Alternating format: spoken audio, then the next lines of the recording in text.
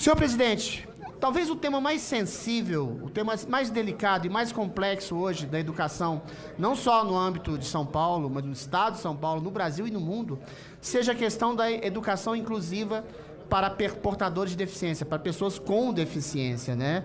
A gente tem relatos de integração, de acolhimento, de afetividade, de uma socioafetividade entre professor e aluno, e a integração desses alunos com deficiência dentro do escopo da sala de aula é exatamente, e esse acolhimento e essa maior visibilidade dessa população infantil com deficiência, e aqui eu digo, deficientes somos todos, todos temos alguma deficiência, ou moral, ou de caráter, ou cognitiva, todos nós damos algumas escapadelas em relação à nossa ética, todos nós não percebemos exatamente a realidade de uma maneira mais profunda, às vezes. A vida é um mutirão, cada um tem as suas aptidões e as suas deficiências, e é complementando as deficiências uns dos outros que a gente avança como sociedade. Mas esse é um discurso belo, esse é um discurso fácil que eu estou fazendo, né? Agora, quando você tem na sala de aula uma pessoa diagnosticada com TDAH ou uma pessoa com autismo mais severo, com síndrome de Down, às vezes isso causa até algum tipo de problema para a própria criança quando ela está em contato com crianças, entre aspas, que não têm esse tipo de deficiência, e até para os professores têm que lidar com uma realidade de diferenças, com alunos diferentes, e às vezes, quando é um problema mais severo, isso causa um constrangimento para o próprio aluno e para o próprio professor. Então a gente tem que discutir mais profundamente, mais a fundo, como aplicar a inclusão e a acessibilidade a pessoas com deficiência em contato com pessoas que não têm esse escopo mais severo de deficiência e, sobretudo, com treinamento para professores. Por isso eu louvo aqui a atitude, embora que ideologicamente diferente de mim, o nosso querido Celso Janazzi, fazendo uma audiência para exatamente fazer uma discussão ampla, sem ideologia, porque o politicamente correto, às vezes, afeta e limita a nossa percepção da realidade.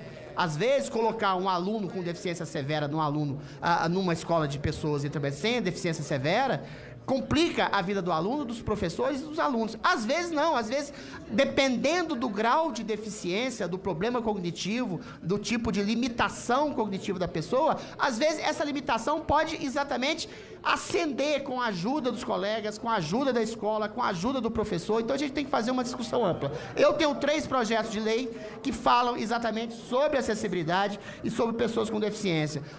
Todos os 3 nos campos da cultura e da arte. Um fala exatamente sobre a questão de escola de Libras, com audiovisual, com cinema, com animação. O outro fala do projeto de igreja acessível a todos, que é a palavra de Deus, dada com misericórdia, com linguagem de sinais, com linguagem de Libras, com braille, exatamente para estabelecer que as igrejas tenham a possibilidade de acessibilidade, e outro de orquestras de periferia para músicos com algum grau de deficiência. Ou seja, eu acho que a arte, a educação, a cultura, quando direcionadas às pessoas, as pessoas assumem suas deficiências e superam suas deficiências.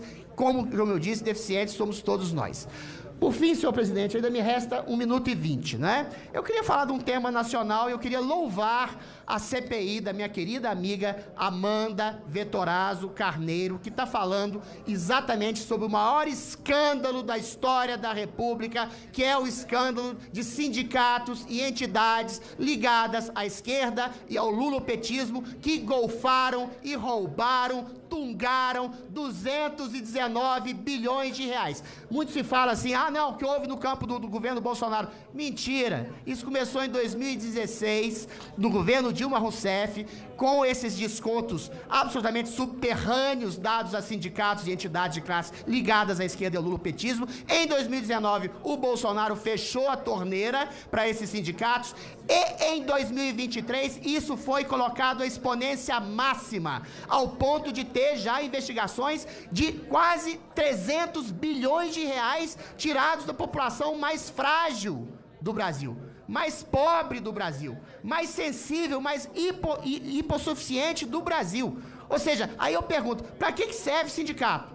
É para alimentar as classes de trabalhadores ou para alimentar os próprios bolsos e para exatamente fazer algum tipo de subsídio ao apoio a um governo que já foi acusado e condenado por mensalões e petrolões e já desviou R$1 trilhão do bolso do trabalhador para dar para deputado e senador. Hoje, com o recurso de emenda parlamentar, quando mal utilizado, você não precisa mais fazer mensalão e petrolão, porque você destina o recurso para aquele deputado que votar com você, né? É o que o governo Lula tem feito. Agora, para ter apoio de sindicato, para ter apoio dos seus amigos, parece que eles continuam tungando, golfando, roubando o bolso do brasileiro. E boa parte dessas entidades, sindicatos, estão locados aqui em São Paulo. Então eu louvo a iniciativa da CPI, da minha querida amiga, a grande vereadora Amanda Vettorazzo Carneiro, que vai saber, que a gente quer saber para onde que foi esse recurso do bolso do trabalhador brasileiro,